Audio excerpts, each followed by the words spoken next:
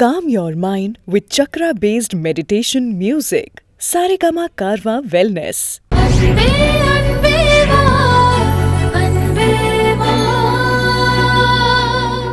வருணுக்கு கொஞ்சம் கொஞ்சமா கண்மணி மேல பாசம் வர ஆரம்பிக்குது. கண்மணி என்ன பண்றாங்கன்னா, பூமிகா போட்ட சேலஞ்சை அப்படியே வாசுகி கிட்டையும் போடுறாங்க. இந்த வீட்டில் 10 மாசத்துல வாரிசு வர்றதுக்கான வாய்ப்புகள் அதிகமா இருக்கு, அதை நான் நடத்தி காட்டுறேன் அப்படின்னு சேலஞ்ச் பண்றாங்க. பூமிகாவோட நகையை வருண் கண்மணி கிட்ட கொடுக்குறாரு. இதை பார்த்ததுமே கண்மணி முகத்துல பெருசா எந்த அளவுக்கு சந்தோஷம் இல்லை அப்படின்னாலும் ஓரளவுக்கு சந்தோஷப்படுறாங்க. இன்னொரு பக்கம் வாசுகி கிச்சன்ல இருக்கும்போது கணேசனை பாக்குறாங்க.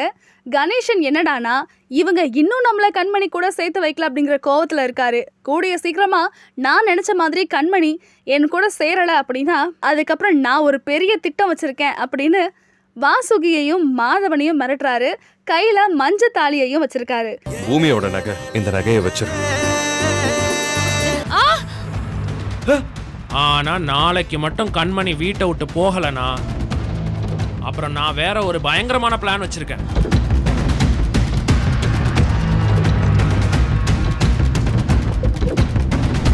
வாக்கிங் ஸ்டிக்கு கிட்ட கண்மணி ரொம்பவே பாசமாக பேசிக்கிட்டு இருக்காங்க.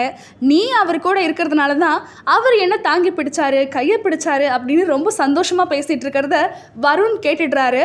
இன்னொரு பக்கம் வாசுகிக்கும் கண்மணிக்கும் பயங்கரமான சண்டை போயிட்டுருக்கு. உங்கள் அக்கா தான் தேவையில்லாமல் என்கிட்ட பிரச்சனை பண்ணிகிட்டு இருக்காங்க அப்படின்னு வாசுகியை பற்றி கண்மணி வருண் கிட்ட கம்ப்ளைண்ட் பண்ணிகிட்டு இருக்கும்போது சீக்கிரமாக ஓடிவாங்க அப்படிங்கிற சத்தம் பப்பு கிட்ட இருந்து வருது. உடனே எல்லாரும் போய் பார்க்க அந்த ரூமில் இருக்கக்கூடிய பணம், நகை எல்லாமுமே காணாமல் போயிருக்கு.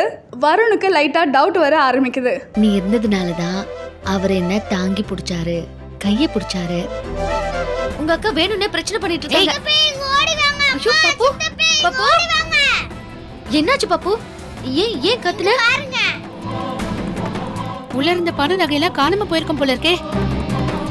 எல்லாருமே நினைச்ச மாதிரி வருண் கண்மணியோட வலையில விழுந்துட்டாரு. கண்மணியை காதலிக்க ஆரம்பிச்சிட்டாரு. கண்மணி கிட்ட ப்ரொபோஸும் பண்ணிக்கிட்டாரு. கண்மணிக்கான கிஃப்டை வாங்கி கொடுத்துட்டு தன்னோட காதலை வெளிப்படுத்தியிருக்காரு. இதனால கண்மணி ரொம்பவே சந்தோஷப்பட்டு வருணை ஹக் பண்ணி தன்னோட பாசத்தையும் வெளிப்படுத்துறாங்க. பார்வதி அவங்களுக்கு ஒரு கால் வருது. அந்த காலில் ஜோசியர் பேசுறாரு. பார்வதி அதிர்ச்சி ஆகிற மாதிரியான சில விஷயங்களை சொல்றாரு. அப்படி ஜோசியர் சொன்ன விஷயம் என்னவா இருக்கும்?